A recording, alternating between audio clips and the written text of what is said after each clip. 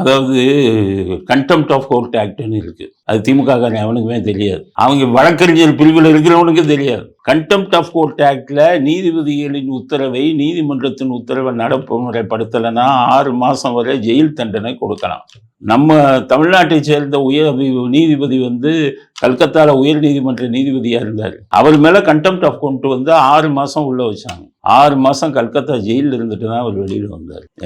அப்ப அவருக்கே அந்த நிலைமை. நீங்க IAS IPS எல்லாம் நீதிமன்றத்தில் கூப்பிடுவாங்க, போக மாட்டீங்களா? போகலன்னா என்ன விட்டுருவாங்களா?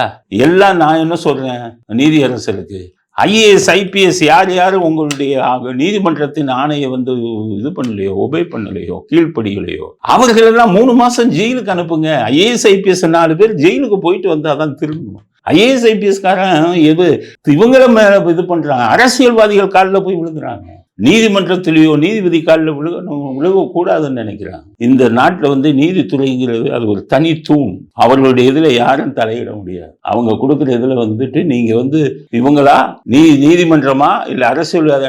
அரசியல்வாதி 4 வருஷம் 5 வருஷத்துல போயிடுவான். அரசியல்வாதியில எவன் படிச்சவன் இருக்கான்? 4ஆம் கிளாஸ் 3ஆம் கிளாஸ் 5ஆம் கிளாஸ் படிச்சவன் தானே இன்னைக்கு அரசியல்வாதிகள் அதிகம். அவங்க சொல்றத நீங்க கேட்பீங்க.